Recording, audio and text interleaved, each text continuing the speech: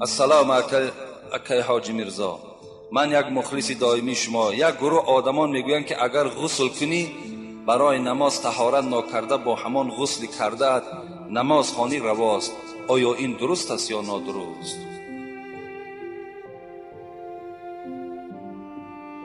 غسل وقتی ما و شما آبازی میکنیم، همین آبازی ما و شما کفایت کننده هست که اگر طهارت هم که نکنیم الله که خودش طهارت واقع شده است.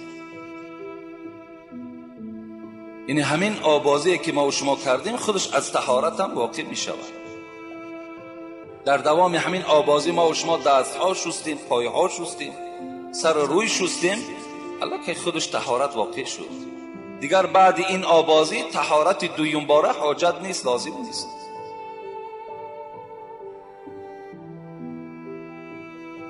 السلام علیکم اکای حاجی میرزا، یک سوال دارم. درباره علی شیر خدا با همه ما نقل میکردی. انشاءالله من بعد موضوع خمر، عرق، یک موضوع دیگه داریم به نام کبر، که آدمایی که تکبر هستند، کبر میکنند، اینها را چگونه هست در شریعت بعد او خدا خواسته باشد درباره این چهاریار ما برای شما حکایه میکنم که ابوبکر کی بود، حضرت عمر کی بود، حضرت عثمان و علی کی بود. انشاءالله من برای شما خبر میدیم. و این علی شیر خدا گفته این کنیت حضرت علی هست که حبیب خدا را اسدالله میگفتند. اسد گفته عربها، شیر میگویند، یعنی شیر خدا گفته این کنیت حضرت علی بودند. و حبیب خدا گفتن ای علی، گفتن خداوند به تو 3 چیز را خاصه دادگی هست که به کسی دادگی نیست. گفتن چی هست ای حبیب خدا؟ گفتن یکم با دستور پروردگار من دختری خودم را فاطمه را در نکاح تو در آوردم. و دوم چیزی که من خداوند برای تو داده است این فاطمه سردار رئیس همه زنها در بهشت است. و دویم نعمتی که خاصه تو را دادگی هست پروردگار، این امام حسن و امام حسین است که این رئیس جوانهای در جنت است. و سوم چیزی که خداوند بر تو داد این دامادی تو بر من است که من سید اولین و آخرین هستم، که این فقط برای تو موفق است. از این دیگر بزرگتر چیز بلندتر نیست. گفتن انشاءالله من حیات و زنده و سلامت باشیم این مسئله را برای شما میگویم. السلام علیکم و رحمت الله و برکاته. من 2 سوال دارم، میخواهم از زبان شیرین شما جواب گیرم. قضایی خواندن فرض است یا سنت؟ التماس خود همین روز جواب گردانید. دوم، در وقت نماز در پیش جای نماز چوب مانده گذاشتن چی معنا دارد؟ خدا یارتان با. نماز قضایی را خواندن نزد مذهب ابو حنیفه این واجب است. یعنی ما و شما هم قضایی هایی که از ما و شما بود نخواندیم، زمان هایی که شاید غفلت بود، بی پروایی بود، سختگیری ها بود، ترکشان که کردیم، باید در گردن هر کدام ما و شما واجب است که باید این ما و شما ادا کنیم. و دوم سوالی که کردن در پیش، یعنی فقهای ما و شما میگویند این ستره هست که وقتی نماز میخوانیم ما و شما به قدر ذراعین میگوید صاحب مختصر، یعنی از 50 سانتی متر کمتر نباشد. و غلظ اصبعین با همین نر انگشتی که ما میگوییم با این با مقدار همین غوصتر باشد، باریک نباشد. تغرد حذاء احد حاجبی. و همین چگونه میگوید میگذاری؟ یعنی نزدیک میگذاری که از بینش کسی گذشته نتواند. و دیگر این که یا در طرف راست یا در طرف چپ، یعنی در مابین یکی از این ابروانی که داره ما و شما از این گذاشته شود میگوید. انا این از قاعده همون ستره. یعنی ما و شما وقتی اون بعضی ما و شما جاروب میمانند، تیاقاشان میمانند، اینا از ستره حساب نه. کسی گذرد اگر گناهگار میشود، باید راست باشد. خواباندگی نباشد. خواباندگی البته در خواباندگی شما گناهگار میشوید. میتوانید شما کرسی مانید، میتوانید شما بالشت ها را اگر تل کرده مانید، پرده باشد پرده ها هم ستره میشوند، دیوال باشد دیوال هم ستره میشود، لیکن خواباندگی نباشد که اینها از ستره حساب نمیشوند. شما و گذرانده گناهگار میشوید. السلام علیکم داملای عزیز و گرامی، داملای محترم، چند روز بعد سفر حاجیان سر می شود. از پیش یا پس اون نان کردن آیا در دین اسلام چی خبر آمده است؟ هر جایی که باشد، چه حاجیان می آیند چی می روند، حبیب خدا برای همه ما و شما گفتن ایتو دعوت اذا دعیتم. هر جایی که شما را دعوت کردن روین، جایی که دعوت تا نکردن قبول نکنید. برای آمدن حاجیان این در ما و شما الکی هست، وجود دارد که آمدن برابر یک طبق نان میکنن، ما و شما را فریاد میزنن.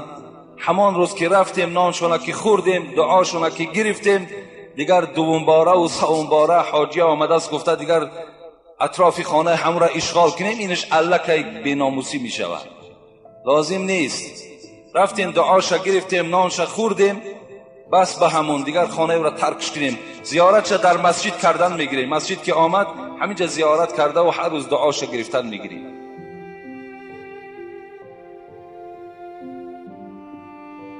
السلام علیکم داملای عزیز، من یکی از مخلصان شما از شهر دوشنبه هستم. التماس با سوالهای من جواب گردونید. 2-3 نفر دوست من نماز میخوانند ولی بعد خفتن عرق مینوشند. من به آنها میگویم که این کار شما نادرست است. التماس با این مسئله جواب درست دهید. ان شاء الله من جمعه آینده در باب این عرق نوش ها برای شما خبر میدهم. ان الله طیب لا یقبل الا طیبه. پروردگار شما پاک است، فقط عمل از پاکان قبول میکنه، از غیر پاکان عملشون قبول نمیکنه. خداوند در قرآن میگه قد افلح المؤمنون الذين هم في صلاتهم خاشعون. مؤمن ها نجات یافتند. کدام مؤمن ها؟ همون مؤمن هایی که در نماز خاشع باشند، شکسته دل باشند، یعنی یک تضرع داشته باشند. وقتی وای عرق نوشید وای در نماز خاشعش گم میشود. دوم، بعد کشیدن ناس دست رو میکنن، آیا این درست است؟ التماس من در نماز اشتراک دارم، انتظار جوابم. بعد کشیدن ناس یا بعد کشیدن سیگارت، اینها در ما و شما در البته طهارت دست رو میکنیم و مردم ما و شما هم به خود دلیل ها دارند در این باب که حرام بودن ناس و سیگارت. امروز کتاب های آمدگی هست که از کتاب های معاصر از حاضر زمان است، از طرف شیخ های عرب در دست من هست که با چندین دلیل ها حرام بودن این اثبات کردن. از این خاطر مادامی که به این حرام کرده که وقتی دست میزنن طهارت کردنش نیکو گفتن، خوب گفتن. از این خاطر خوب است که اگر بعد ناس یا سیگارت کسایی که مثال استفاده میبرند طهارت کرده بعد نماز خوانند.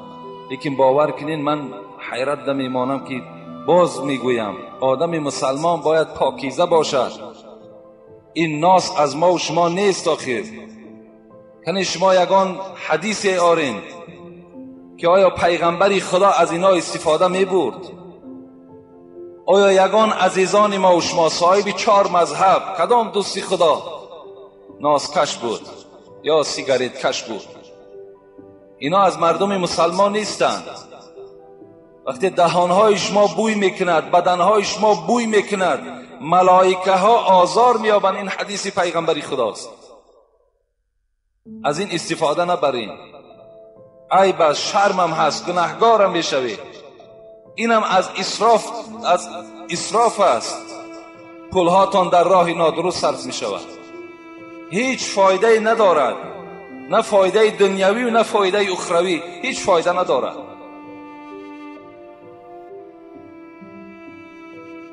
سلام ای دوست خدا حاجی میرزا، از شما خواهش و التماس میکنم که با این سوال من روشنی اندازید.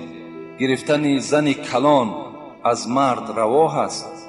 و گوید که تا چند سال کلام بودن زن از مرد روا است، فقط با نکاح حلالی.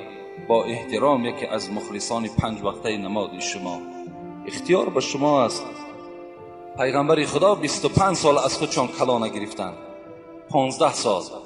خودشان حبیب خدا 25 ساله بودن، حضرت خدیجه 40 ساله بود. 15 سال از خودشان کلان زن نکاح کرده گرفتند.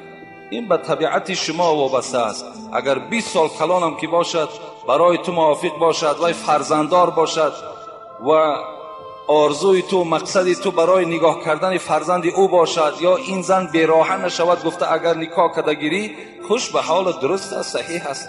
در اسلام حد ندارد که تا چند ساله را گرفتن درست، تا چند ساله را گرفتن نادرست. تا چند ساله را که طبیعت تو میکشد، دست تو میرسد، مقصد تو نیک باشد، برای تو درست گرفتن بگیر. السلام علیکم داملای شیرین بیان و شیرین سخن. یک سوال دارم، یا گویم یک شکایت دارم، این را شرح دهید. من در بازار کار میکنم، سوداگر شده. برادرم نیز سوداگر است، لیکن شرایط خیلی خوب دارد. حتی خانه هایی دارد که مردم اجاره می نشینند. من که دادر وی هستم، در شهر اجاره می نشینم. با او گفتم یک خانه را بر من ده، آهسته آهسته پولش را می گردانم. وی رد کرد. با این خیل برادر چگونه معامله کنم؟ حال آنکه مخلص کسیته های شما هست و دائم گوش می کرد، از روی اسلام گوید که آیا این برادر من هست یا نه.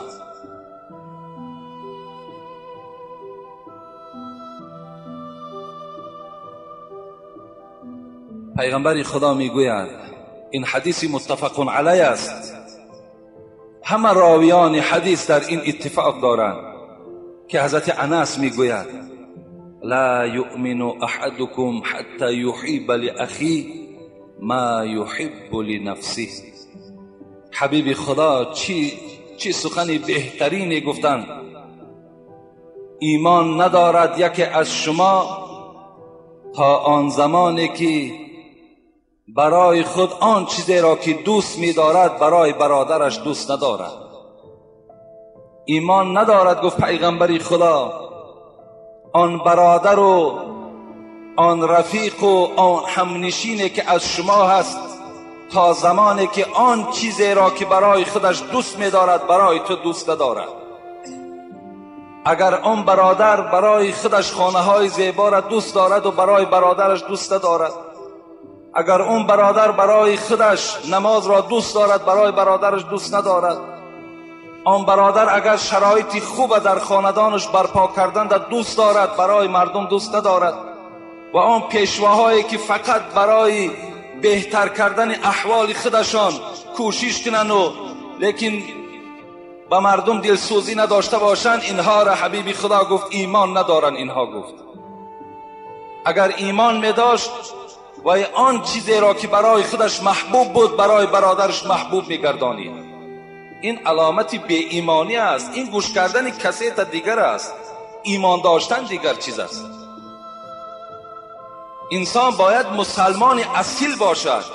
مسلمان می شوی، مسلمان اصیل شو، مسلمان راستین شو، مسلمان درویه نشو.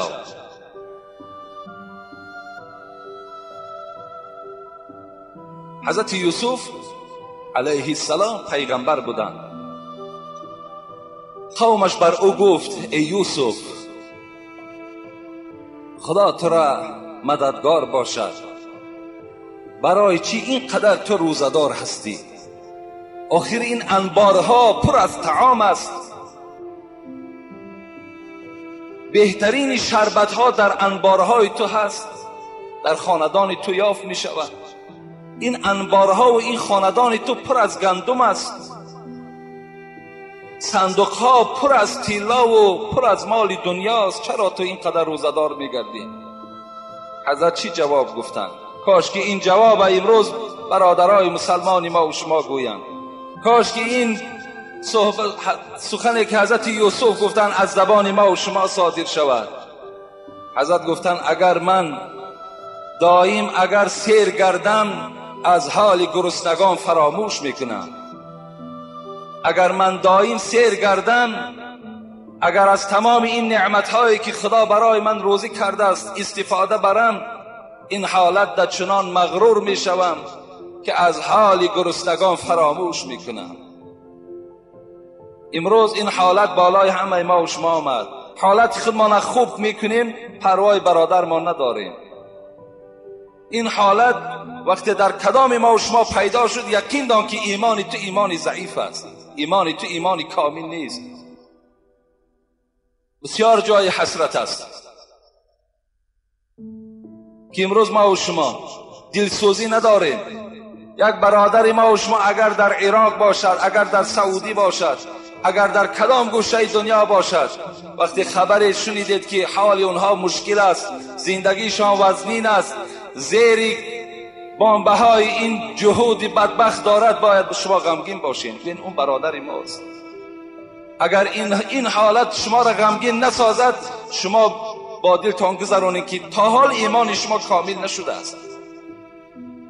باید ما غمخوار باشیم. خدا رحمت کنه. حضرت عمر یادم آمد، در زمانش قحطی آمد، گرسنگی آمد. حضرت عمر خلیفه مسلمان ها، پریزیدنت همون زمان، خیلی دنیای کلان در دستش بود. وقتی حالت مسلمان ها که وزین آمد، هر خانه که سر پیش میکرد دید که مردم طعام های با لذت که ندارد، اولین ضربه که بر جان خود زد چی بود؟ پختن خوراک های روغنی را در خانهش قطع کرد. گفت در خانه من دیگر نبینم که خوراکی روغنی دار پخته شود. اولین ضربه که حضرت به جان خودش زد. دوم چیکار کرد؟ دوم از گوشت خوردن پیشی دهان خودش را بسته کرد. حتی شریکانش میگفت که از شکم عمر صدا می برآمد، از روده های مبارک صدا می برآمد و به جانب شکم میگشت و میگفت تا زمانی که اگر فرزندهای مسلمان از طعام سیراب نشوند، اگر صدای تو ای روده ها مدینه را پخش کند، برای تو خوردن گوشت و شوربا حرام است. این سخن حضرت عمر بود، سردار همه مسلمان ها، سردار ما و شما. برای این خاطر من به این برادر چی میگویم؟ اگر خواهد که انما المؤمنون اخوة شعار او باشد، باید که رحم در برادری خودش کند. وای وقتی که به دادری که از یک پدر و مادر رحم ندارد، وای به همسایه از کجا رحم میکند؟ این الله که سنگدلی این برادر نشان میدهد. این زر و نعمت از سر همه ما و شما سبیل میماند، همه اینا باقی میماند. خدا رحمت کند. حضرت سعدی را میگوید زر و نعمت اکنون بده کانی توست. امروز این کلیدهای گنجینه و خزینه که در بر داری، امروز اون کلیدها همه که سردار او تو هستی، اینا را کشاده کو به مردم تقسیم کن. زر و نعمت اکنون بده کانی توست، که بعد از تو بیرون زی فرمانی توست.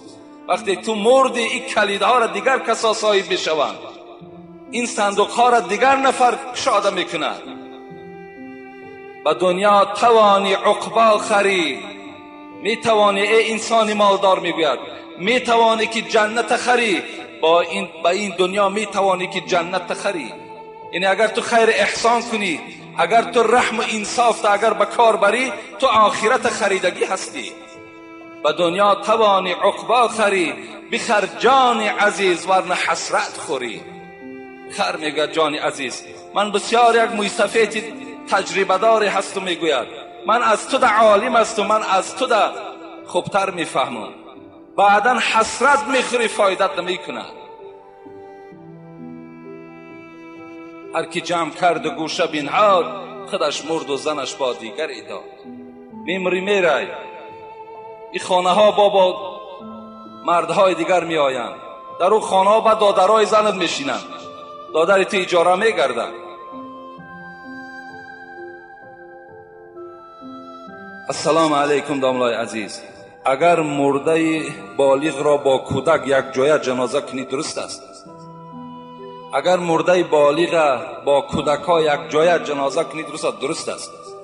اگر مرده که بالغ است، یعنی یک مرد مرد 40 ساله 50 ساله، در برابرش باید طفل دیگر آوردن، سال نو تولد شده است یا 1 ساله است یا 2 ساله است. اگر شما خواهید که هر اینها را یک جنازه کنین، اجازت میدهد شریعت، جایز است. مرد کلان از پیش خودت می ایستد و طفل از بری او، از پایانتری او می ایستد، این از پهلو از قسم بالا می ایستد، جایز است. اگر تنها اگر خواهید که جنازه کنین، این بهتر است گفتن. آیا آدمی به بالغ را 3-4 نفر را یک جایه چی؟ اینم درست است. اگر 3-4 آدمی که به بالغ رسیدن، یعنی از 12 بالا هم، اگر همه شما یک جنازه هم که خوانیم، اینم جایز می شود. لیکن تنهاش بهتر گفتن. لیکن معنی را ندارد که یک جای خواندن اینها نادرست باشد. درست است. کسی غیبت کند برادرش را، نیکی‌هایش را خدا میگیرد و نابود میکند. آیا این راست است؟ راست است البته. کسی اگر یک برادرش غیبت میکند، خداوند نیکی‌های او را میگیرد. امام حسین ابن علی، بچه حضرت علی، امام حسین میگوید یک کس خبرش آورد که فلان همسایت را در فلان معرکه غیبت کرد. امام حسین چگونه رفتار کرد؟ میگوید در یک طبق پر از خرما کرد و خاندان این مردی که او را غیبت کرده بود همونجا رفت، در روایه میگوید زد. وقتی کشا دید حسین، گفت ای نبیره پیغمبری خدا، خوش آمدی، مرحمت. این گفت نه، گفت من خانه تو نمی درایم مگر من شنیدم که تو امروز آن مقدار حسناتی که داشتی همش را مرا دادی، من هم در عوض این نیکی تو به تو نیکی میکنم، این توقی خرما را قبول کن. اگر چنده که نیکی من نسبت نیکی تو خیلی کم است. یعنی کسی که اگر کسی را غیبت میکند، یقین داند که خداوند حسنات او را، نیکی های او را میگیرد، در نامه اعمال اون شخصی را که غیبت داشت در نامه اعمال او میپرتاید و بدی های او را گرفته در نامه اعمال این غیبت کننده میپرتاید. از این بهترین توفه است. خوش به حال ما که امروز میشنویم در فلان جا غیبت ما کردن، خوش به حال ما. غیبت کنین، این حال ما خوب می شود، نیکی های ما زیاد می شود. در اینجا چند برادرات میارن، من نمیخوانم اونها را. داملای عزیز، جمع پیغمبران چند تا هستند و چند تای او در قرآن هست. التماس نامهایش آن را تکرار کن تا که ما از کسیته ها نوشته گیریم. و حضرت موسی سخن خدا را میشنید با گوشهایش، یا چگونه سخنرانی هایش بود. خداوند در سوره نساء، اعوذ بالله من الشیطان الرجیم، بسم الله الرحمن الرحیم، و رسولا قد قصصناهم علیک من قبل و رسولا لم نقصصهم علیک و کلم الله موسی تکلیما. خداوند در این سوره نساء برای پیغمبر خدا حکایه کرد که محمد صلی الله علیه و سلم، بعضی از پیغمبرها را من برای تو قصه کردم و بعضی از پیغمبرهای دیگر را در قرآن نامشان یاد نکردم. یک حدیث خیلی طولانی در تفسیر ابن کثیر است که ابوذر روایت میکند، میگوید از پیغمبر پرسیدم از اول دنیا تا آخر دنیا چند پیغمبر آمد؟ حبیب خدا گفتند 124,000. گفتم چند تا این رسول بود؟ گفت 313 تا این رسول بود. این گونه روایت هم آمده است. لیکن در قرآن 25 تا او 25 پیغمبر نامشان ذکر شده است و خلاص. باقی اونها را خدا گفت ای محمد من برای تو قصه نکردم. من از تفسیر ابن کثیر نامه های اینها را نویساندم، میخواهم گوش اندازین.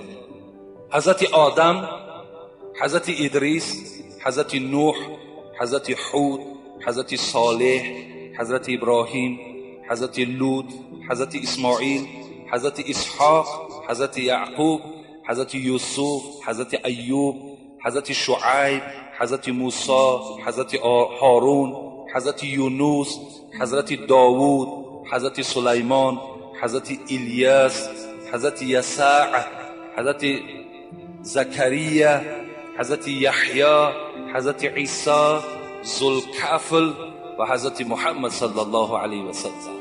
انا این 25 پیغمبری که نام گرفتم اینها در قرآن آمدن.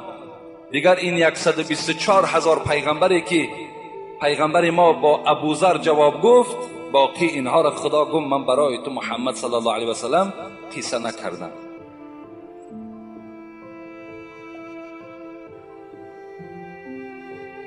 السلام علیکم داملای شیرین سخن. ما از شما یک سوال داریم که یک گروه مخلصان شما جوابش را با پررگی میگردانیدید.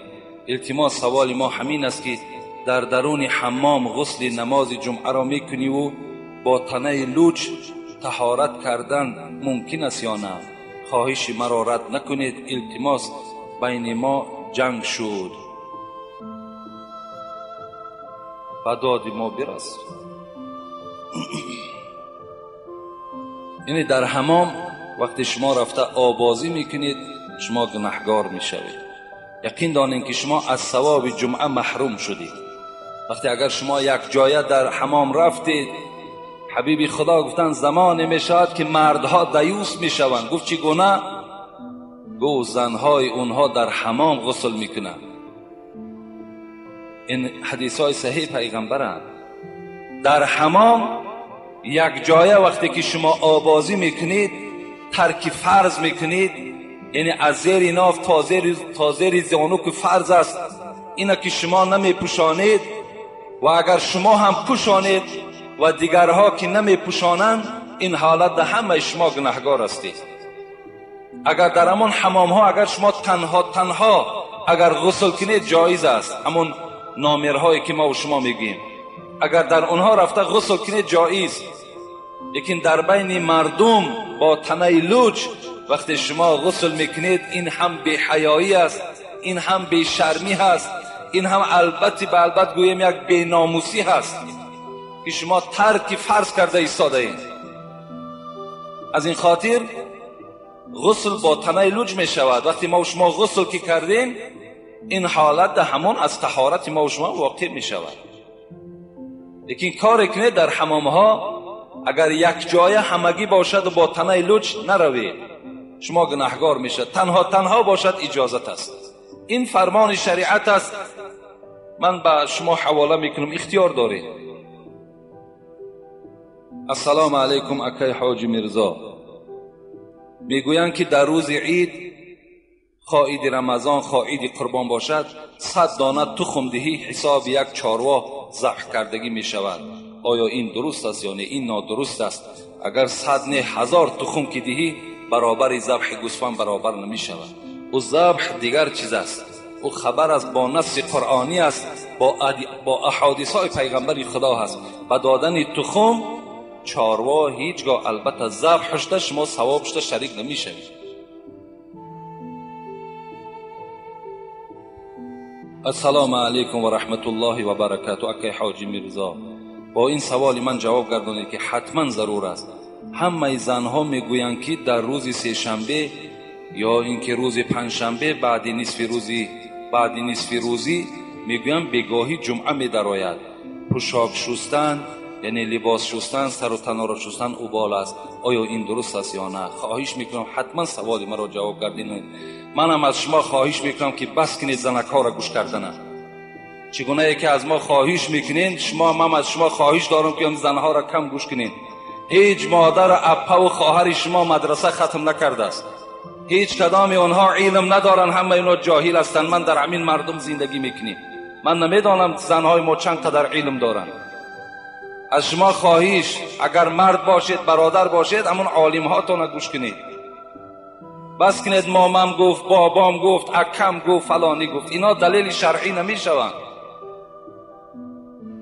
اگر کدام انسانی را شما اگر مثالم که آرین، اگر ما تا در کتاب نبینیم سخن او رد از قبول نیست. امروز الحمدلله در پیش ما کتاب است، ما خداوند خط داده است، سواد داده است. دیگر ما احتیاج به هیچ مادر و اپا و دیگر شما نداریم. برای همین شما هم اونها را گوش ناندازین. اینا همه دروغ هستند. چه روز سه شنبه میشویی، چه روز جمعه میشویی، چه روز چهارشنبه. همه روز برای ما و شما لباس شستن، تازه گشتن، پاکیزه گشتن سنت است.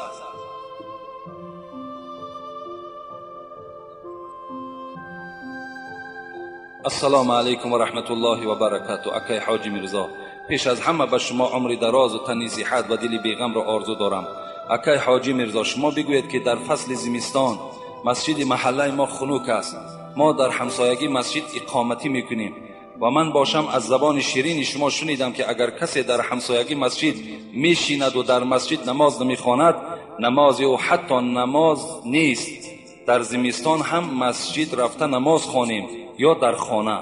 من حالا باشد نمازهایم را هر روز در مسجد میخوانم. التماس خواهش میکنم که سؤال مرا پرره جواب گردانید.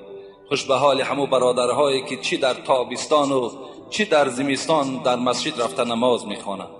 البته کسی که نماز در همسایگی مسجد است و نمازش در خانهش میخواند، این نماز قبول نمی.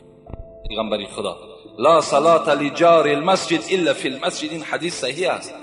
نیست نماز از برای آن کسی که اگر در همسایگی مسجد زندگی کند و در خانه نماز خواند. زمستان، تابستان، همه حالت در گردن ما نماز با جماعت سنت مؤکده هست. باید که ما و شما ترکش نکنیم. اگر ترک کردیم ما و شما گناهگار میشویم. این گناهگاری هم کاری هزل نیست، کاری آسان نیست. همه این مسجد امروز خنک است. السلام علیکم داملای محترم. یک برادر اسلامی 7 پاره قرآن را ختم کرده، با پاره 8 شروع کرده است.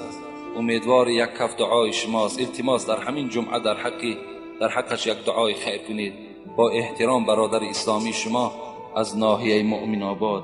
خدای مهربان باز هم علمی لدون و ذهن ذکی، علم نافع، علم با عمل و حفظ مکمل خدای مهربان با این بنده خود نصیب بگردانی و به تمام آن میخواندگی هایی که دارد عمل کردن در خدا موفقش بگردانی.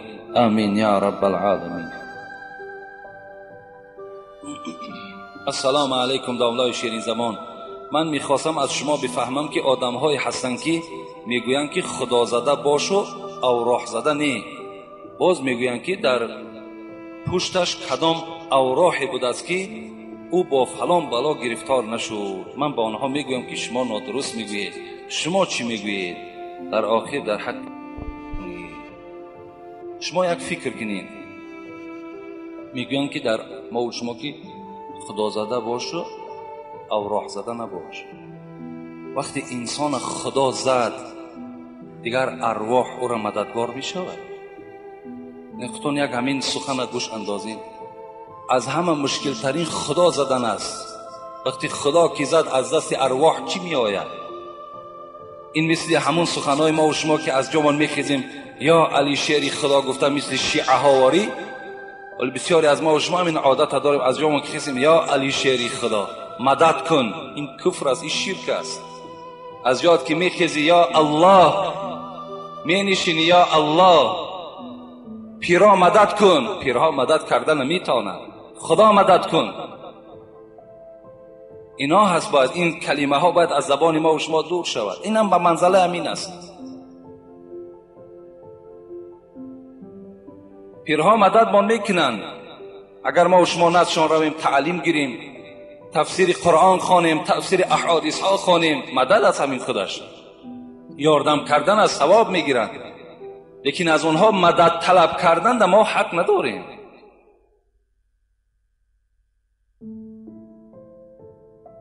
اگر خواجه شود از بنده راضی، به او یار است استقبال ماضی. شود ای بنده گر مولا به آزار، همه در هر دو عالم از تو بیزار. اگر خدا از تو ناراضی شد، اگر خدا که تو را زد، دیگر دنیا و قیامت در تو هیچ دوست برای خودت یافته نمیتانی. حضرت گفتند.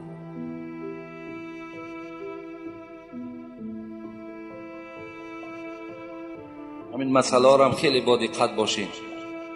علی شعری خدا گفته از جا خیستن، از حضرت علی مدد طلب کردن یا یا باهودین بلاگردان، اینا که از ما نیست برادرای عزیز، اینا از اسلام نیستند. خیستین الله گفته از جاتون خیزین، نشستین الله گفته، هر کاری که شروع میکنین به نام الله گفته شروع کنین، انشاءالله برکت میابین.